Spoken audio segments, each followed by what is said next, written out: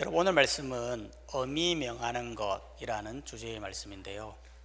오늘 본문에 보면 1절에 보면 이런 말씀이 있지 않습니까? 디모데후서 4장 1절을 보면 하나님 앞과 살아있는 자와 죽은 자를 심판하실 그리스도 예수 앞에서 그가 나타나실 것과 그의 나라를 두고 엄히 명하노니. 여기에서 엄히 명한다라는 것은 엄숙하게 명령한다는 말이에요. 즉 비장한 각오로 말하는 거죠. 왜 비장한 각오로 말하는 겁니까? 그건 지금 바울의 상태가 죽음이 임박한 상황이거든요.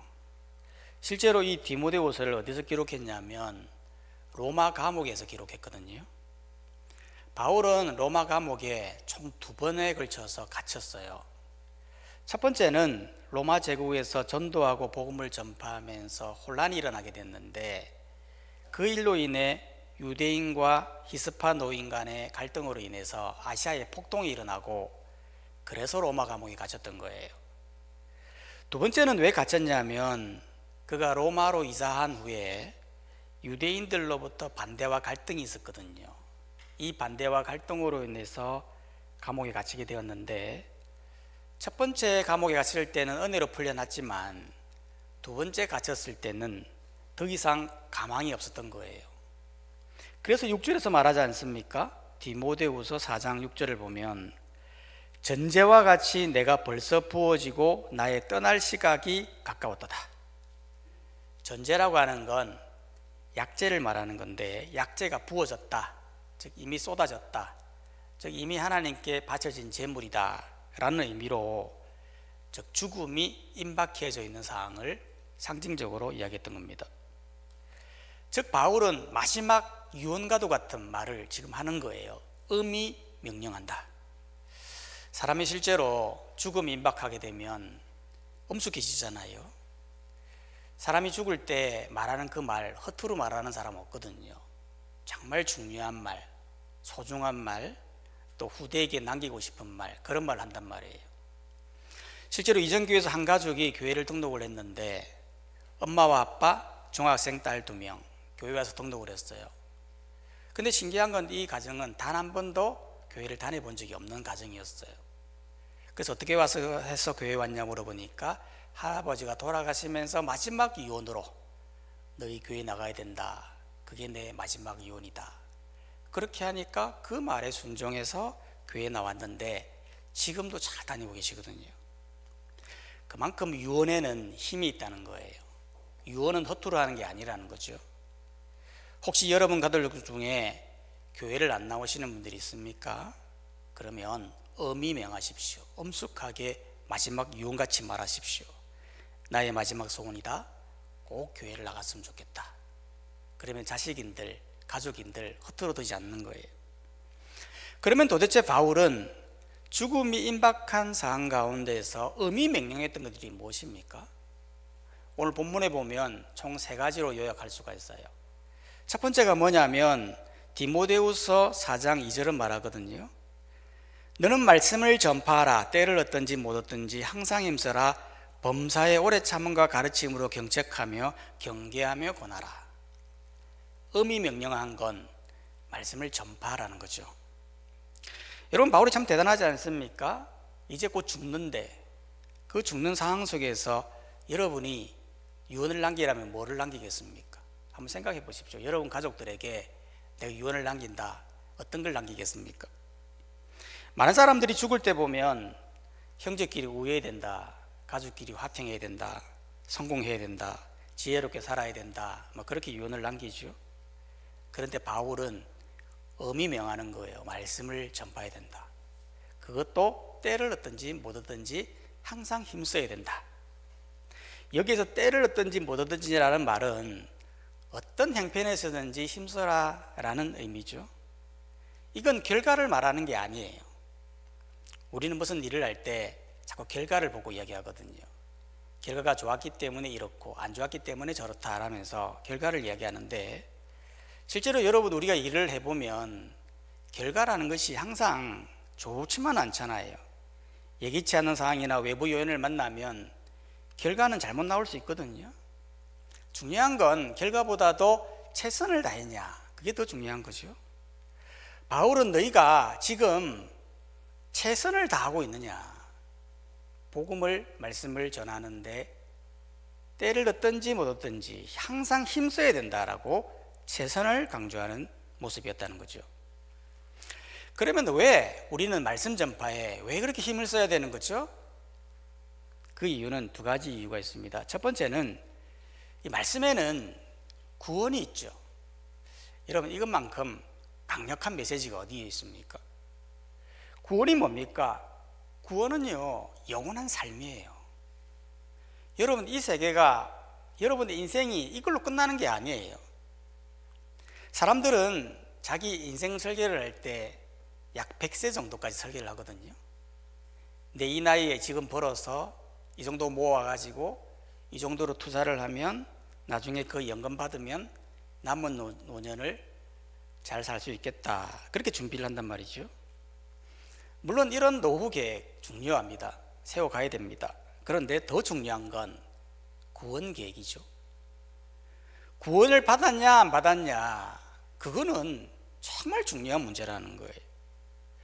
그렇기 때문에 우리는 사람을 살리기 위해서라도 말씀을 전파하는 데 힘써야 된다는 거죠. 두 번째로 말씀을 왜 전파해야 되느냐, 말씀은 사람이 살아가는 데 있어서도 유익하기 때문에 그런 거예요. 여러분, 말씀 안에는 그것만 있는 게 아니죠. 인생을 살아가면서 우리에게 주는 여러 가지 지혜가 담겨져 있어요. 성경은 말하죠. 교훈과 책망과 바르게 함과 이르고 거역하게 유익하다. 말씀을 읽으면 읽을수록 우리가 실생활 속에서 어떻게 지혜롭게 살아가야 될지 교훈하고 엄청난 지혜를 주기 때문에 말씀을 전파해야 된다는 거죠. 그러면 말씀을 전파할 때는 어떤 자세로 해야 되는 겁니까? 바울은 두 가지를 말하는데, 첫 번째는 인내해야 된다는 거예요. 2절은 다시 보면 2절이 다시 말하죠. 범사의 오래 참음과 가르침으로 경책하며 긍교하며 권하라고 했지 않습니까? 이거를 현대인의 성경에 보면 이렇게 말하고 있어요. 끝까지 참고 가르치면서 사람들을 책망하고 꾸짖어 올바로 살도록 권하시오 라고 말하고 있다는 거예요. 즉, 끝까지 참고 인내하면서 전파해야 된다. 왜 참아야 되는 거죠? 왜 인내하면서 전해야 되죠? 그 이유는 다른 게 아니라 사람들이 이 구원 계획을 아무리 말을 해도 잘 이해하지 못하기 때문에 그런 거예요. 여러분, 실제로 여러분 복음 한번 전해 보십시오. 사람들이 쉽게 받아들이던가요? 받아들이지 않아요. 못 받아들여요. 오히려 말도 안 되는 소리라고 손사래를 칩니다. 손사래를 치니까 못 알아들으니까 오히려 반감을 가지니까 그만둬야 됩니까? 그러지 말라는 거예요. 그래도 인내하면서 가르치라는 거예요. 여러분, 하나님의 이 구원 계획이라는 건 우리가 알 수 있는 영역이 아니에요.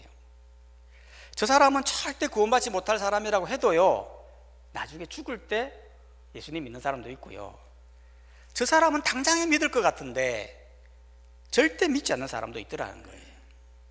왜 그러냐면 구원이라는 건 하나님의 시간이라는 게 있거든요. 우리의 시간과는 전혀 다른 거예요.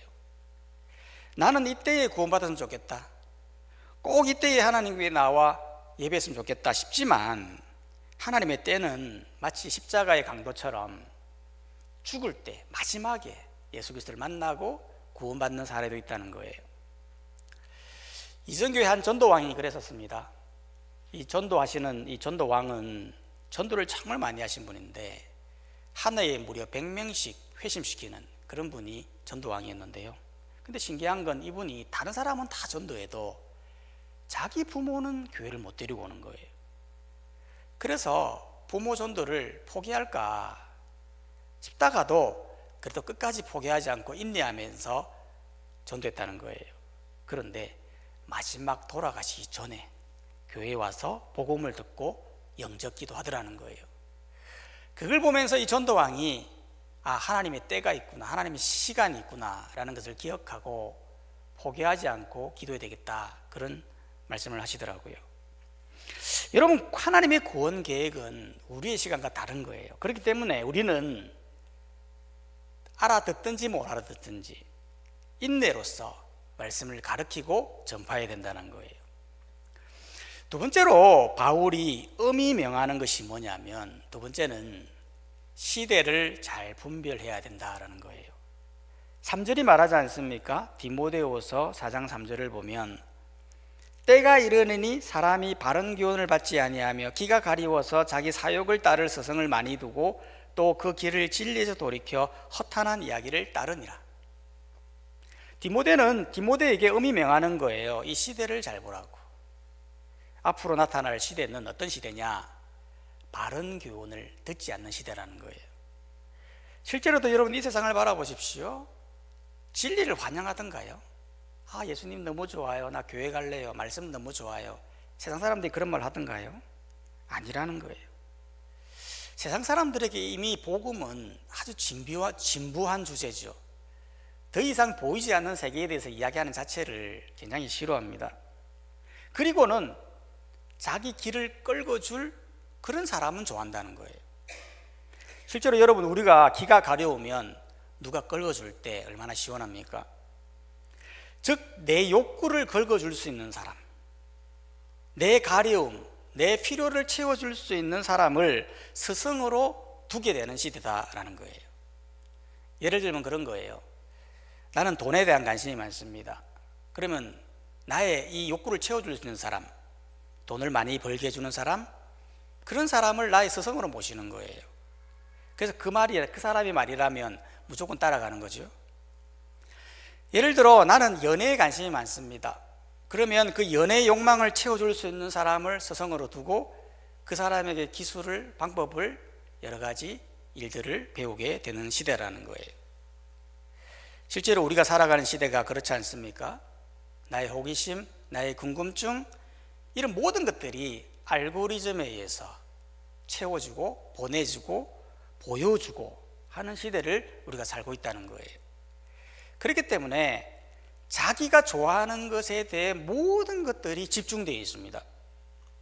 최근에 제가 테무와 알리, 이 쇼핑몰을 너무 싸다고 해가지고 그래서 뭐가 있나 싶어서 제가 몇 가지 제품을 검색을 했거든요. 그래서 구매를 해보았습니다. 했더니 진짜 너무 싸고 질도 너무 좋은 거예요. 이러다 우리 한국 시장 완전히 이거 망하겠다 싶기도 하더라고요. 그런데 저는 그냥 뭐가 필요한지 그냥 궁금해서 검색만 한 거거든요. 그런데 그 검색한 내용의 제품을 계속해서 문자로 메시지로 보내주는 거예요. 이 제품은 어때요? 저 제품은 어때요? 그러니까 제가 관심 있는 제품이니까 자꾸 보게 되고 또 구매를 하게 되고 그렇게 되더라는 거예요. 세상이 바로 그렇다는 거예요. 우리의 길을 가려줄 수 있는, 긁어줄 수 있는 그런 사람을 스승으로 모시며 살아간다는 거지요. 그렇게 되면 이 세상이 어떻게 될까요? 사람들은 자기가 좋아하는 분야에 계속 집중하게 되면서 결국에는 진리를 거스르게 된다는 거예요. 4절이 말하지 않습니까? 디모데후서 4장 4절을 보면 또 그 길을 진리에서 돌이켜 허탄한 이야기를 따르리라. 길을 진리에서 돌이킨다라는 말은 더 이상 진리에 대해서 내 귀가 듣지 않겠다는 거예요. 그리고는 내 귀는 이 허탄한 이야기, 내 욕구를 채워줄 수 있는 이야기로 나아가겠다라는 거예요. 허탄한 이야기가 뭡니까? 나의 가려움을 긁어줄 수 있는 이야기, 육체지향적이고 눈에 보이는 탐욕지향적인 세계로 나의 시선을, 나의 생각을, 나의 마음을 집중시키는 시대가 될 것이다라고 말했던 거예요. 실제로도 그렇습니다. 여러분, 이 세상을 바라보면 사람들이 어디에 많이 빠져 있나요? 사실 다 탐욕적인 돈과 관련된 그런 이야기들이 주를 이루지 않습니까? 이전에 한번 맘카페에서 상품권에 투자하세요 라면서 1,000만 원 투자하면 4개월 후에 1,300만 원 줍니다 라는 내용의 글을 올렸습니다. 여러분, 만약 카페에 이런 글이 올라오면 여러분 어떻게 하겠습니까? 에이, 말도 안 돼. 무슨 4개월 만에 뭔 300만 원을 더 준단 말이냐 라면서 무시하겠죠? 근데 사람들이 그렇지 않더라는 거예요. 돈에 집중되어 있는 사람, 그 욕구가 채우고자 하는 그런 마음이 있는 사람은 이런 사람들을 따라가더라는 거예요. 어떻게 따라가느냐 하면 실제로 한 사람이 나도 한번 해볼까? 라면서 1,000만 원을 입금을 하고 실제로 기다렸더니 실제로 1,300만 원을 주더라는 거예요. 이 사람이 어떻게 하겠습니까? 옆 사람 소개하겠죠? 그거 가짜 아니다, 그거 진짜더라. 이런 구조에서 이렇게 파는 거 맞더라. 그러니까 옆 사람이 그럼 나도 해볼까? 그래서 해서 전파돼서 무려 수백 명의 피해자가 나왔다는 거예요. 여러분, 이거는 상식적으로 들어보면 이건 안 해야 되는 거잖아요. 그런데 왜 합니까?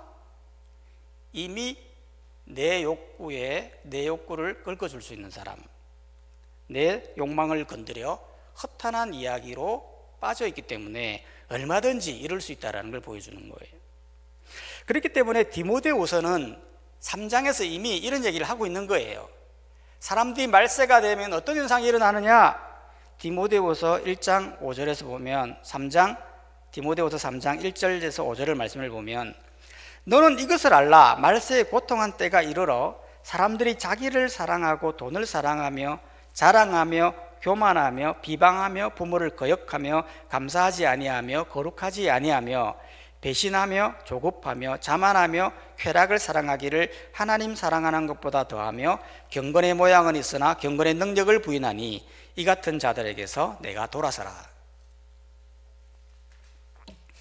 실제로 그렇지 않습니까? 여러분, 우리 시대를 보면요, 이 시대가요 정말 정상적인 시대가 아니에요. 여러분, 우리가 상식적으로 한번 생각을 해보면 아무리 정부가 억지로 밀어붙이고 말도 안 되는 소리를 해도요 기본적으로 환자는 의사를 지켜야 되잖아요. 그런데 그들은 그럴 수가 없어요. 왜냐하면 성경이 말하잖아요. 생명보다 더 귀한 것이 뭐다? 자기 사랑이라는 거예요. 생명보다 더 사랑한 것이 뭐다? 돈을 사랑한다는 거예요. 생명보다 더 사랑하는 게 뭐다? 쾌락 사랑하기를 하나님 사랑하는 것보다 더하기 때문에 그럴 수밖에 없다라는 거예요. 의사만 그런가요? 아니에요. 이 땅을 살아가는 모든 사람들이 다 그런 거예요. 진리를 거슬러 반대 진영으로 나아가 자기의 욕구를 채워줄 수 있는 탐욕적인 사람으로 살아가면서 바른 진리를 거슬러 살아나가는 이 땅의 사람들의 모습을 이야기했던 거예요. 그렇기 때문에 우리는 이 시대의 모습을 잘 알고 5절이 말하죠. 그러나 너는 모든 일에 신중하여 고난을 받으며 전도자의 일을 하며 내 직무를 다하라. 시대를 분별하고 신중하게 전도자의 직무를 다해야 함을 강조했던 것입니다. 세 번째로 바울이 엄히 명하는 것이 뭐냐면, 세 번째는 포기하지 말고 끝까지 완주해야 된다는 거예요. 7절을 말하죠. 디모데후서 4장 7절을 보면 나는 선한 싸움을 싸우고 나의 달려갈 길을 마치고 믿음을 지켰으니, 마지막 감옥에서 마지막 유언으로 했던 말이 뭐냐면 나는 싸웠다, 그리고 나는 달려갔다, 그리고 믿음을 지켰다, 이 말이에요. 무슨 말입니까? 끝까지 신앙의 경주를 포기하지 않고 완주했다, 그 말이에요. 끝까지 완주한다라는 것, 이게 얼마나 중요한 일입니까? 마라톤도 보면 42.195km를 뛰려면 얼마나 힘듭니까? 프로 선수들도 보면 마라톤 할 때 그렇게 많이 뛰었음에도 불구하고 42.195km를 달릴 때 몇 번이나 포기하고 싶은 마음이 든다고 합니다. 그만큼 힘들다는 거죠. 그런데 마라톤에 있어서 가장 중요한 의미는 완주를 해야 된다는 거예요. 신앙의 경주도 마찬가지죠. 우리가 복음 전파하다 보면 얼마나 많이 힘듭니까? 교회 다닌 사람 이상하게 바라보죠. 진리에 대해서 관심도 없죠. 그러면 그런 사람들을 데리고 안 좋은 소리 들어가면서 내가 뭐 한다고 복음 전하나, 그런 마음이 들기도 하는 것입니다. 그래서 포기하면 누가 저들을 구원할 수 있겠냐라는 거예요. 이럴 때일수록 우리가 인내하면서 포기하지 말고 끝까지 완주하는 것이 신앙의 경주의 중요한 모습이라는 거예요. 그 달려가는 끝에는 뭐가 있습니까? 오늘 말씀에 보면 상이 있다고 말합니다. 8절 말씀에 보면 이제 후로는 나를 위하여 의의 면류관이 예비되었으므로 주 곧 의로우신 재판장이 그날에 내게 주실 것이며 내게만 아니라 주의 나타나심을 사모하는 모든 자에게 도니라. 즉 나중에 천국에 가면 의의 면류관, 천국의 면류관을 받게 된다는 거죠. 의의 면류관이라는 게 도대체 정확하게 어떤 것인지 모르지만 이 땅에서 포기하지 않고 전파자의 역할을 잘 감당하면 그 사람에게는 의의 면류관을 주겠다라고 하는 말씀이에요. 여러 이왕 신앙생활하는 거 이런 상 받아야 되지 않겠습니까? 상은 왜 주는 겁니까? 잘하니까 주는 거예요. 오늘도 야외예배 가지 않습니까? 야외예배 가면 그 이후 2부 순서로 여러 가지 행사를 하게 되는데 내려가서 보니까요 상이 엄청 많아요. 상이 한 2박스 이만큼만 해 막. 이거 다 여러분께 줄 거거든요. 젊은이들만 상 타는 거 아니에요. 나이 많으신 분들도 충분히 상 탈 수 있도록 여러 가지 게임을 준비해 놓았어요. 상은 왜 줄까요? 잘했다는 거예요. 하나님 왜 상을 줄까요? 잘했구나. 네가 고난 속에서 힘든 속에서 포기하지 않고 영혼 구원하기 위해 감옥에 갇히면서까지 수치를 당하면서까지 잘했구나. 그래 이쁘다 라면서 상을 주는 거예요. 이 얼마나 귀한 의의 면류관입니까? 여러분 이거는 우리의 선택일 수도 있어요. 왜냐하면 10절을 바라보세요. 10절을 보면 데마는 이 세상을 사랑하여 나를 버리고 데살로니가로 갔고 그리스계는 갈라디아로 디모는 달마디아로 갔고 데마는 세상을 사랑하여 육체의 욕망을 따라 세상으로 나갔다는 거예요. 이걸 보면 뭘 알 수 있느냐 하면 우리가 복음 전하는 것, 신앙의 완주를 하는 것, 세상을 선택하는 것 다 우리의 선택이라는 거예요. 이왕 우리 신앙생활하는 거 하나님을 선택해야 되지 않겠습니까? 상 받아야 되지 않겠습니까? 내 옆에 있는 죽어가는 영혼, 가족, 지인들 그냥 내버려 두지 마시고 복음에 대해 진리에 대해 관심이 없다 할지라도 계속적으로 복음을 전파함으로 말미암아 많은 영혼을 옳은 대로 구원하는 우리 모든 성도님들이 다 되시기를 주님의 이름으로 축원합니다. 이 시간 다 함께 말씀을 생각하시면서 한번 기도했으면 좋겠습니다. 바울은 죽으면서까지 마지막 유언으로 말씀을 전파하라고 합니다. 이 엄히 명했던 이 유언과도 같은 말씀 우리에게도 장착되기를 원합니다.